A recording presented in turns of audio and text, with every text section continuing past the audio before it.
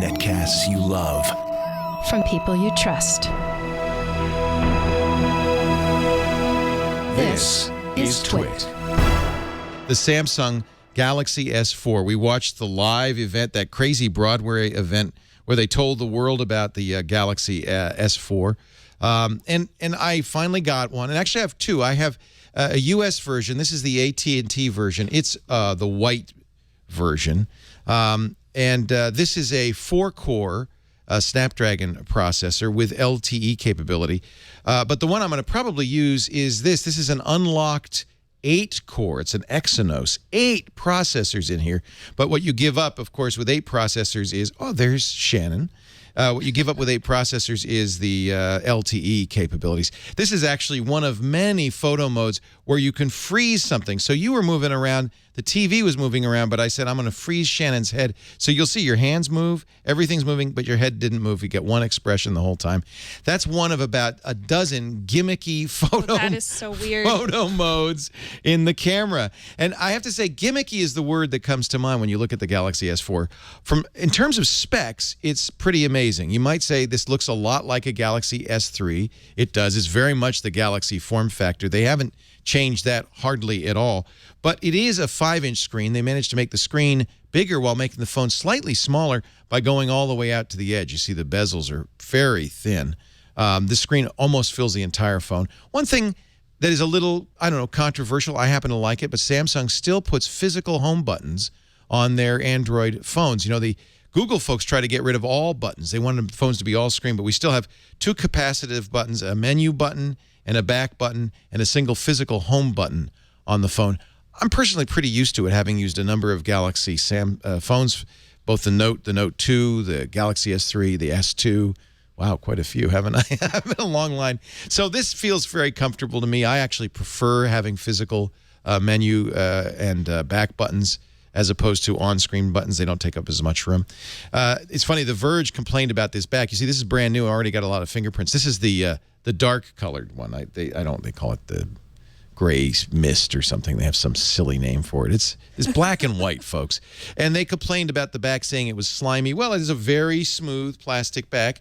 But if you've ever had a Galaxy phone before, you're probably pretty used to it. There's a reason why plastic is a good choice. Last week, I compared it to the beautiful aluminum unibody of the HTC One. And indeed, the HTC One is a gorgeous phone, but it turns out plastic's a better material for use with the phone for a couple of reasons. One, it doesn't impede the antennas, and your hand doesn't impact it as much either. So you've got NFC works better, the phone's antenna works better, but this is the real reason from my point of view you can pop it off. And this is probably the most significant difference between the HTC One and the Galaxy S4. A removable battery, 2,600 milliamp hours, pretty good battery, but you can always pop in another one if you run out of space, plus room for an SD card. Now, you really need that on this phone because here's the bad news.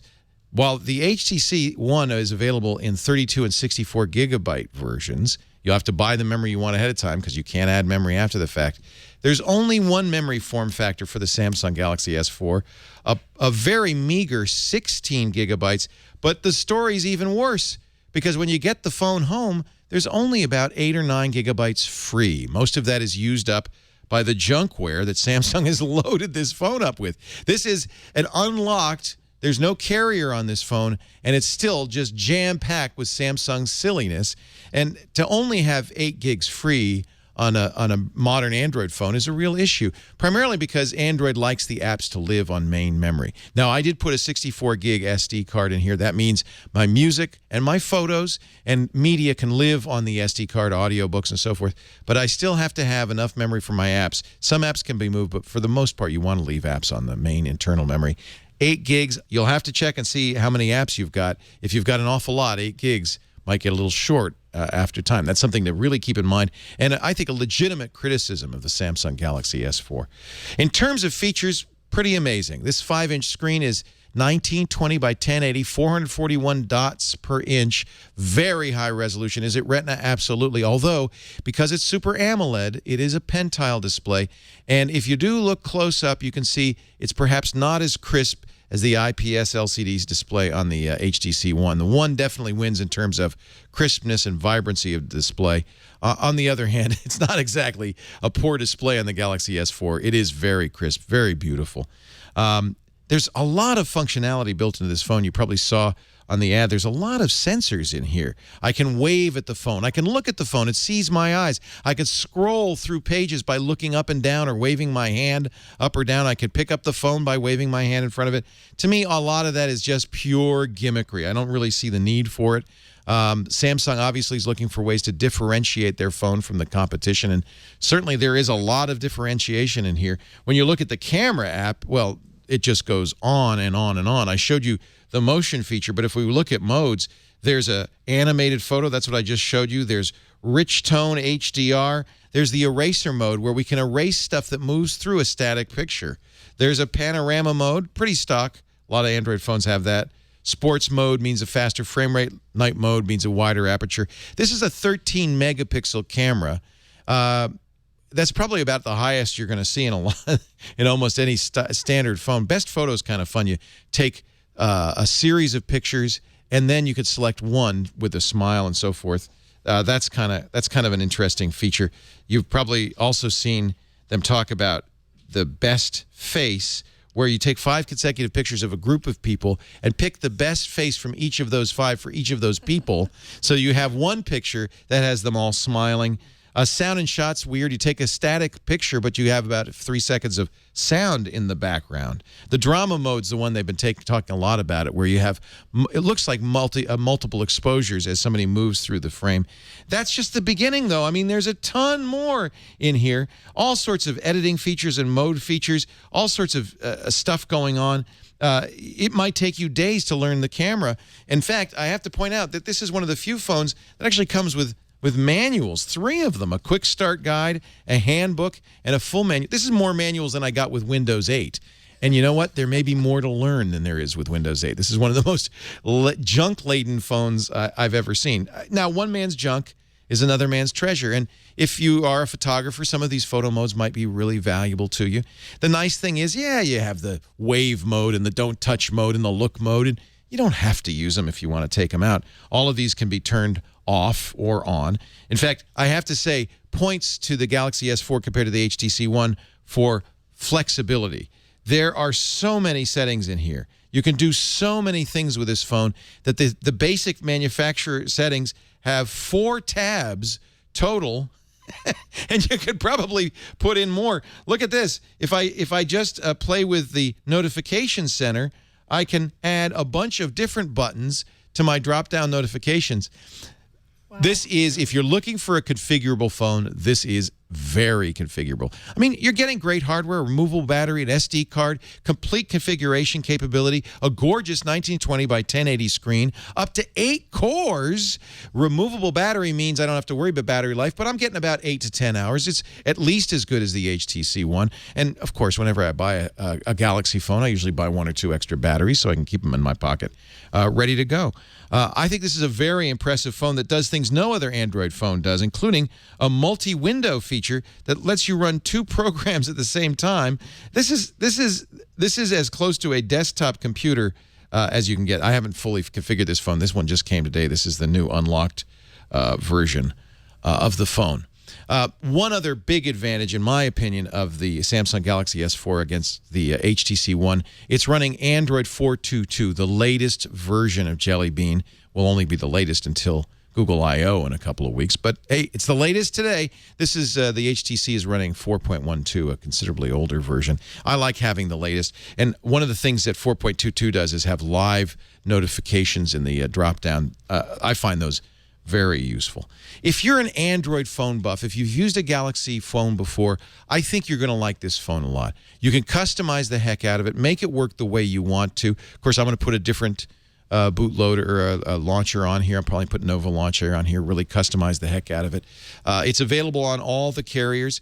It's not much more expensive. By the way, somebody wondered about the cheesy Life Companion that you see when you first turn on the phone. You can absolutely change that to your name, to a clock, to anything you want. And Samsung provides these beautiful, see, I've changed it to a clock here, travel lock screens from different parts of the world. That's kind of fun. Yeah. Where is that? That's Rome. Yeah, that's the Trevi Fountain, right? Other features that I kind of like, you were talking about your Fitbit. There's a Samsung Health app that takes advantages of the sensors in here. This has more sensors than I've ever seen before, including a humidity sensor. I know it's 34% humidity in here. That's the comfort level. It also has a walking mate that'll measure your steps. So I can see that yesterday, for instance, I took 2,912 steps. By the way, very accurate. I could set my goal just as you do with the Fitbit. Shows you distance traveled, number of calories. That's a very nice feature, and it does it just because the accelerometer of the phone works very similarly to the accelerometer on your Fitbit or your Nike Fuel Band. That's a nice feature. I like this health. They're going to have additional modules available. It does have a food tracker. You can enter in your weight and so forth. That's one of a number of additional applications that Samsung builds into it. A scanner, for instance, and it's just a lot of junkware on here. But I couldn't wear it to the gym, though. You really, well, I don't know. You might. You might. You should definitely get an SD card because you're going to want more storage. It comes with very little storage. It's very fast, very fluid, a gorgeous screen. I have to say, on the pros and cons, on the pros, this is absolutely the best Galaxy phone ever made. Of course it is. It's the most recent. It's thin. It's light. Don't listen to The Verge. That's not slimy. But if you don't like it, there's a variety of cases and covers. I've ordered. It's not available yet. I hope it'll be available in time for the review. A cover that has a peekaboo hole in it and can use a feature of the Super AMOLED that only part of the screen lights up. So you can actually put that cover on and see what time it is with the cover closed. There's certainly lots of ways you can make this back be more palatable if you don't like plastic backs. Since we always put our phones in a case anywhere. Well, anyway, I don't really mind that it's a plastic phone. But yeah, okay, so that's a con. It's not quite as gorgeous as the HTC One. A lot of junkware on here. I guess that's a con, although you don't have to use any of it. And for some people, maybe that's something you'd really want on your phone. The screen really is beautiful. That's a definite pro on here. The removable battery and the ability to add an SD card is definitely a pro for this. A powerful, fast phone, state-of-the-art features. I think Samsung's got a winner here. It's a definite buy. But that's not the question most of you are asking. Most of you want to know, well, which should I buy? The HTC One or the Galaxy S4 or maybe something like the Nexus 4, Google's own vanilla experience, which is half as much as these phones. I bought this phone, by the way, unlocked for $800. Wow. $800. You can get it, depending on your carrier, for $200, $250, subsidized with a 2-year contract. I would say that it depends on you. If you want a kind of a more customizable experience, the Galaxy S4 really is desirable in that regard. It is 422. It is a lot easier to get this to a pure Google experience than the HTC One. HTC Sense really mucks up the works and in many respects can't be removed from here. They tie you down a little bit. On the other hand, in terms of fit and finish, there's nothing more beautiful than the HTC One. Camera-wise, it's interesting. The HTC One has a 4-megapixel camera. The Galaxy S4 has a 13-megapixel camera. I think they're both very good cameras. They both have a lot of features. There's no doubt the HTC One wins in low light, and most of your photography is in low light. It's not in broad daylight, but inside, indoors. I like the camera a little bit better on the HTC One. I love the Zoe feature, which is not present on the Samsung Galaxy S4. So on camera, fit and finish the HTC One better. It really is going to depend on your personality. You want a customizable power tool for a real geek, you're going to get the Galaxy S4. If you're more desirous of something that's beautiful and feels good in the hand and is kind of a work of art, this is much more like an iPhone, the HTC One. You're just going to have to decide for yourself. I'm keeping them both. That's my review of the Galaxy S4. Pretty nice phone, I have to say. It's so much like the old Galaxy. I was a little less excited about it. I thought, I want a new form factor. I want it to look a little bit different. It doesn't. But on the other hand, it's like an old friend back in my pocket, and it's going to stay there for some time to come.